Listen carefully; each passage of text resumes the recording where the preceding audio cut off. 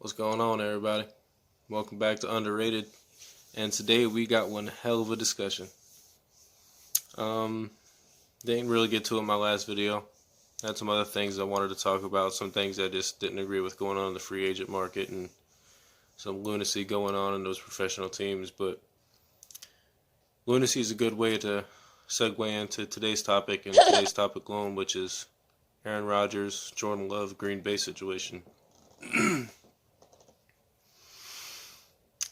What the fuck? I mean, that's pretty much how you start that That's pretty much how you start that discussion. Jordan Love, he's in a rare opportunity. He gets to learn from an all-time great quarterback. That's not something a lot of people get to say. I mean, Pat McAfee said it best. If Andrew Luck, whose jersey I'm wearing, go Colts, if he got to be able to sit behind Peyton for just 1 year, I mean, he would have hated it, like Pat said, but I mean, it would have gave him a lot of really good insight to how to be a professional, how to be a quarterback, and how to just do the whole thing together. So Jordan Love is going to get some rare knowledge that he's going to be able to use for the rest of his career, other than just throw 200 jet X slant. Rodgers, probably salty as fuck. I would be too. I'm sure anybody would be in any situation, no matter what your job is, whether you're a quarterback for Green Bay or a burger flipper at McDonald's. If you find that your boss hired a better burger flipper or someone they like better, you're gonna feel some type of way about that. So I understand. I get it completely. But there's a couple narratives surrounding this whole topic that just aren't fully clear, that need to be made clear in a lot of ways, because you can use statistics to set the narrative however you want, and sometimes they're not always the truth. So I don't know what side I'm on by the end of this topic. Hopefully discussing it with you guys, maybe I'll have made my decision and we'll be able to go from there. But this has proven out to work for Green Bay before. It's proven out to work for a couple different teams before in maybe different circumstances, but the same type of circumstances in the same manner, if that makes any type of sense. In my fucked up brain, it does. So let's get started, y'all. All right. The biggest narrative that I see surrounding this whole thing is he's only thrown one touchdown to a first-round draft pick. Fine. I'm not going to argue. Whatever. It is what it is. That's a statistic I'm not going to try and fuck with. But let's take that whole, like I said, we can change the whole narrative with statistics. Let's do that in favor of this argument. And we're going to start with Greg Jennings, who was the second round draft pick, 52 overall, in 2006. Granted, Aaron Rodgers did not start his full career, his very first career or full year starting was 2008. Jennings was drafted in 06, like I said, but Greg Jennings had 15 receiving touchdowns from Brett Favre. He had 49 from Aaron Rodgers. Scales are pretty fucking, they're different right there, wouldn't you say? All right, let's go to Jordy Nelson. Second round draft pick, 36 overall, 2008, the same year that Rodgers started all 16 games for the first time. Well, for a career, he had 69 total touchdowns from Rodgers. I'll take it. That's pretty good. I mean, that's good. And then we'll go to Randall Cobb. Round 2, pick 64. 2011, Randall Cobb had 41 total touchdowns from Aaron Rodgers. It was 44 for a career, 41 from Rodgers. That's pretty good. Randall Cobb is, in my opinion, a very elite slot receiver. Maybe not elite at one true thing, but everything he does accumulatively makes him a truly, really good slot receiver. Eddie Lacy. No, he's not a wide receiver, but he was Rookie of the Year. He did have 2 straight 1,100-yard rushing seasons and 20 touchdowns over a 2-year span. What one of the oldest cliches in the football book is, the running game is a quarterback's best friend. Well, if that's the case, then they were true fucking homies back then, because he really helped them out a lot. Probably his best back since he was in the league, since he's been starting. Eddie Lacy fell off a cliff, or ate the cliff, whatever you want to call it. He could probably eat the cliff. But for those 2 years, he was productive. Then you go to Davante Adams. Second round draft pick 53, 2014.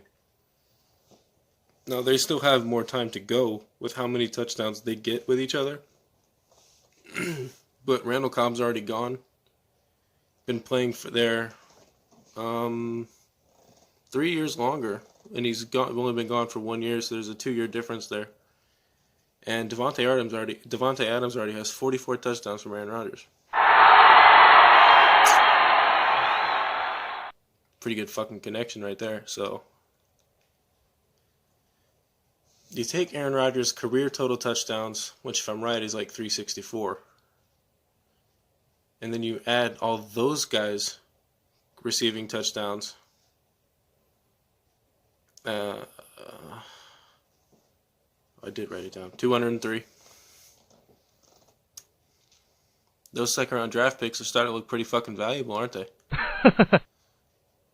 Now, like I said, Eddie Lacy was round 2, pick 61. Rookie of the year, 1,100 yards, 2 straight seasons, 20 touchdowns over those 2. He was a power back.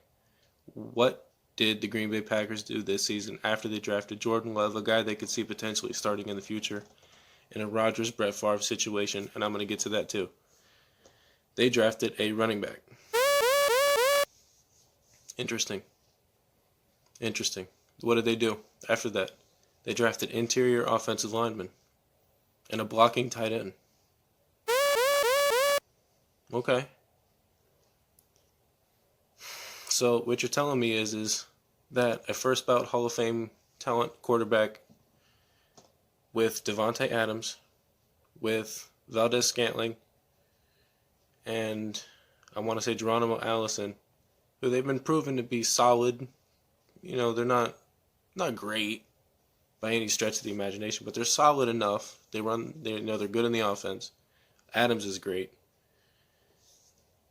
They're going to transition to more of a power running offense. I think it's great. I think it's going to help take the load off of Rodgers. I also think that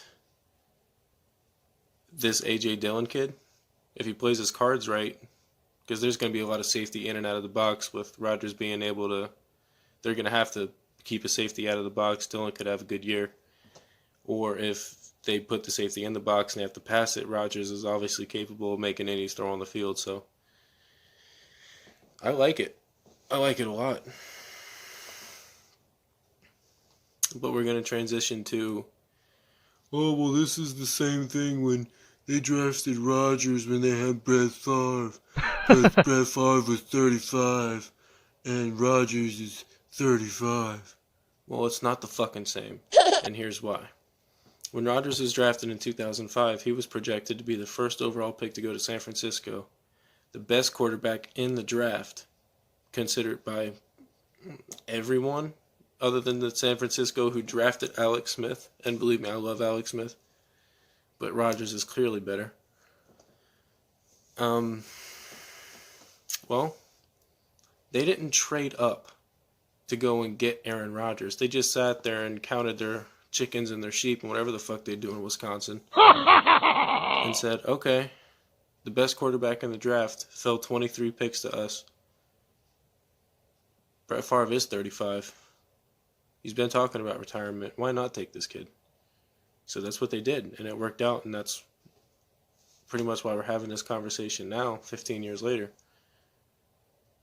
Because it's not the same, because they didn't wait for Jordan Love to fall to them like they probably could have. It was probably, I know it would have been a stretch. I feel like my Colts would have made a move to get up in the first round to get him. had they seen the opportunity and seen him available.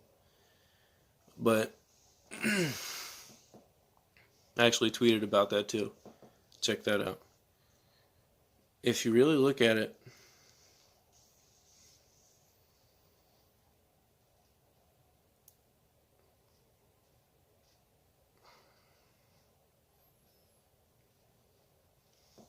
it's just not the same. I was literally just trying to think of a way to make it similar, and it's just not the same in any way, shape, or fucking form. It's just they traded up to draft a backup quarterback that's not going to play for 2 to 3, 4 years.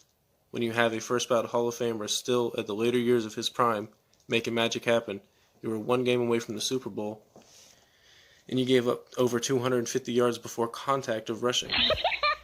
Patrick Queen was there. Why the fuck didn't you take Patrick Queen? No one knows. I mean, there's a lot of ways that this team could have gone drafting, and they decided to draft a backup quarterback for over 3 years, and they moved up to get him. If they just fell in their lap, that's one thing. Oh, well, they could tell Aaron, well, Aaron, I mean, this guy fell in our lap. He's a great talent.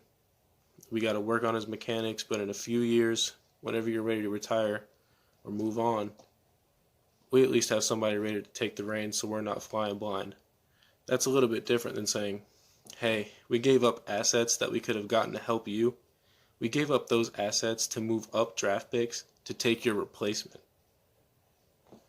It's just asinine. But that's the NFL for you. I mean, the numbers speak for themselves.